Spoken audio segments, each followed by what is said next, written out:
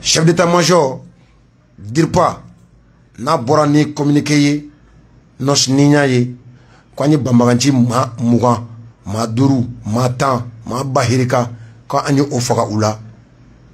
nos ko do komun kadi ningunye kosobe fukata me domi kwa yede agali anya pempere akun amadu kufa anya dashi akun centre kono bi norian fanfe bi sikaso yan fanfe nos anga wolo masiri tabaw foliko kuma erete anda egli beka je ka victoire ke armée fana beka ka victoire ke ambeka victoire fla ko osoro ni wakati na chef d'état-major aka communiquer ko abada jama bela jerelen kluka ko ka kenyeni malis wolo masiri tabaw nos hubilama kelendo ka keleba mboloda terrorisme contre la o ni kile laban nunu kono jabi muno sorola ka kenyeni baraketaw yi olu de fleni ko samedi don janvier kalo kile shekin 2022 yere koy une base terroriste dans la zone de Sama au nord-ouest de la localité de Sofara a été détruite par une frappe aérienne de l'aviation Fama ayant permis de neutraliser 26 terroristes. Nos nene kadenglo la. Samedi don, janvier kalo klishegin ko yorombe wole ko Sama na be Sofara ale marala bamaganju terroristu ou daga yoro mumbe anga wolo masiri tabaw nos voyants militaires, nos voyants soldats, nos dignes fils munu ni anga jamana anya joro yo uye uka avion sosra uye guni ku ya bonjugu kan fama ni uye Sofara maraye pangurun keleke pangurun kuyuto akono frappe aérienne ngoni tasumaji ku ya ke jugu kan Sofara marala yorombe wole ko fama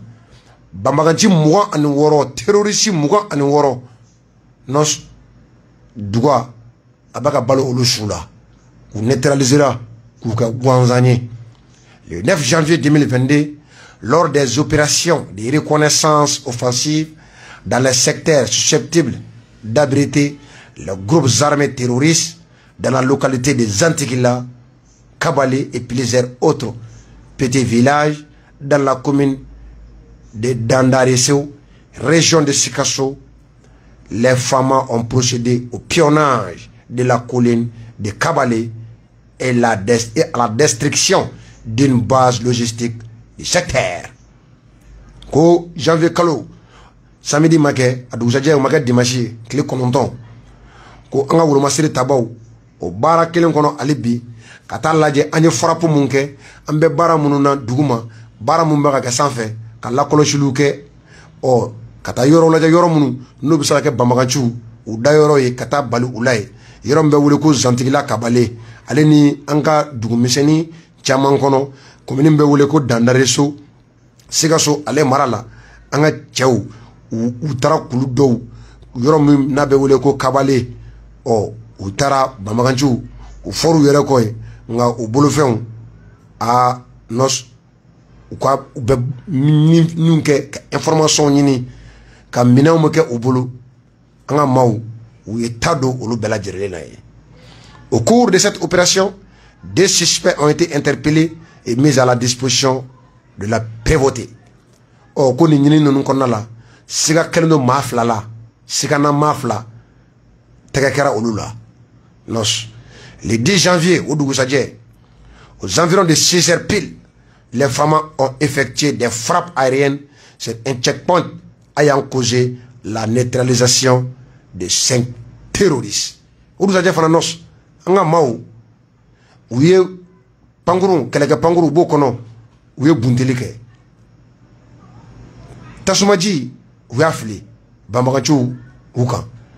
Kunafonu nyinini, c'est dans l'enseignement fait. Sécurité d'État, Nabeoulebi, Agence nationale de la sécurité d'État, dirigée par le colonel Modibo Kone, qu'on a fait nous sincèrement, nous nous Bamaganci bɛ taa yan fɛ u bɛ na yan fɛ ni u ka wo ye o kunnafoniw dilen u ma u ye goni fili n'i bɛ pankurun kɔnɔ i tɛ dugumana ye kunnafoni de bɛ d'i ma information n'asu ye goni fili ngoni a fililen Bamaganci 5 an ye o fana o kɛra le 10 duga baka balo olu fana su la u sujugu taara lahara u y'an kɔ kiti mina a kana nɔgɔya samedi 8 janvier 2022 Sofara marala ye nos maa 26 terroriste frappe aérienne dugaw u baka olu su dun le 10 duru fana an y'o di dugaw ma u baka olu su dun Bamaganci 2 sigana maa 2 tɛgɛ kɛra olu fana la k'olu bila faamaw ka bolo kan sɛgɛsɛgɛli o ka kɛ Bamaganciw do wa Bamaganciw bɛ kunnafoni sɔrɔ togoya minnu ninnu de b'a di wa u jɔyɔrɔ ye mun ye Bamaganciya kɔnɔ walima u nɔ t'a la wa siga kɔni kɛlen don u la o sɛgɛsɛgɛli o dilen don an ka sɛgɛsɛgɛlikɛla subaw ma olu b'o sɛgɛsɛgɛli olu b'o o la Bamaganciw yɛrɛ bolola minɛnw n'u bɛ kunnafoniw ɲini ni minnu ye ka larawuliw kɛ ni minnu ye n'o y'u ka logitigiw ye nos an ye tabla olu fana la ka mugu kɛ olu la k'u jeni o sisi mugu o taara nos o kunnafoni an ka armée a bɛ wuli ka jɔ mun na bi nos an kana ɲinɛ o kɔ wagati bɛɛ k'u encourager Sadio Kamara le ministre de la défense ni Mali wari fɛn fɛn bɛ n'a bɛɛ bɛnnen don ka minɛn de ɲini ka di sɔrɔsiw ma a don a la ni Mali wari bɛɛ bɛ bɛn sɔrɔsiw ka balo ɲini ka d'u ma marifa kɛlɛkɛminɛn an ka Bamaganciw k'u faga ka daminɛ Kayi fo Kidal Mali ka segin a yɛrɛ ma i n'a fɔ Baba Modibo tile i n'a fɔ Ba Musa tile nos an tɛ foyi ɲini n'o tɛ Mali lakana a tɔ wa an b'o sama-samali kan ni ɲɔgɔn cɛ a tɔ wa an bɛ bɛn n'o ye an ni ɲɔgɔn cɛ nka armée ka victoire armée ka sankɔrɔta armée ka tagaɲɛ nos an t'o ni fɛn fila jɛ an ka armée fɛn fɛn bɛ kɛ sababuya ye a ka minɛn sɔrɔ fɛn fɛn bɛ kɛ sababuya ye a ka taa sanfɛ fɛn fɛn bɛ kɛ sababuya ye a ka taa ɲɛ fɛn fɛn bɛ kɛ sababuya ye a ka kunkɔrɔta sɔrɔ ka da ka armée ka kunkɔrɔta non seulement jɔn ka kunkɔrɔta ye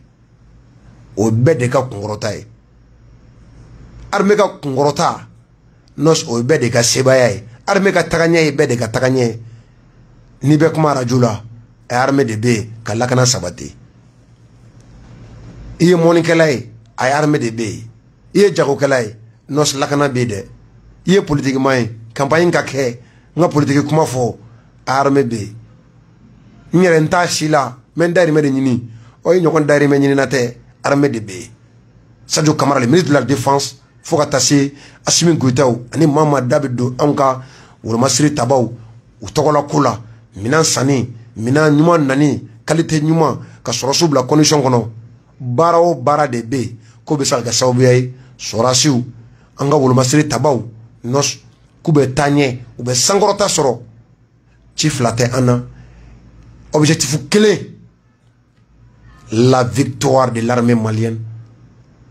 sur l'ennemi, la victoire de nos dignes fils, de nos braves soldats, de nos vaillants militaires sur les terroristes, sur les djihadistes. L'unique objectif de tous les patriotes, nous sommes sɔrɔsiw bɛ gagné togo di Bamaganciw kan o tɛ taa ni minɛn sanni tɛ Sadio Kamara ni wari fɛn bɛ Mali kɔnɔ k'a bɛɛ ka kan ka bɛn minɛn sanni ma a bɛɛ don minɛn na feu vert b'i bolo a bɛɛ don minɛn na pankuru kɛlɛkɛminɛn marifa a kisɛ mobili essence dumuni information ka da ka kɛlɛ ye nin bɛɛ de sɔrɔsiw sara ɲuman kɛlɛ ye nin bɛɛ de sécurité d'état o bɛ renseignement sɔrɔ togoya jɔn na renseignement tɛ sɔrɔ ni minɛn tɛ dɛ nos e ni ne téléphone min b'anw bolo o tɛ Bamaganci ninnu bolo téléphone de b'u bolo minnu ni a ɲɛ sɔrɔli ka gɛlɛn ka se k'o fana ɲɛ sɔrɔ a tɛ taa ni subahana minɛnw fana tɛ subahana minɛnw k'o ɲini service de renseignement ka baara kɛ ni o ye hali n'u bɛ kaburuso kɔnɔ k'u mankan mɛn u bɛ fɛ ka plan jumɛn bɔ u bɛ fɛ ka taa sira jɔn fɛ ko kunnafoni k'o ɲini k'o di an ka wolomasiri tabaw u ma yaasa u ka don u ka pankurun kɔnɔ ka don u ka char combat kɔnɔ ka don u ka blendew kɔnɔ k'u ka marifaw ka fa kisɛ la ka taa k'a kɛ jugu kan Merci à l'armée malienne. Bravo pour les victoires enregistrées dans ces derniers temps. Nous vous observons. On y va aula, en aklibe aula, akotola kunafoni teteme anka. Wa aubeka victoire munke. Akadi anye. Abeka sebaya munta jugu kan. An klube ala ambeka kunafoni soro. Wa kunafoni amba di mali dembema bela jirle munse dukowi munse ngania nyumani munse ki danyumando ala iko odo anga wulu masiri tabawye. Mali kele nos enfla santana de la 2012-2022 100 ans kele be ankan o asera bande wa beban a victoire anga armée bata sur l'ennemi anga armée bata sur les djihadistes sur les terroristes et restaurer la république restaurer la démocratie un peuple un but une foi une république laïque sécurisée par une armée républicaine nos obeke ngani fenyo yi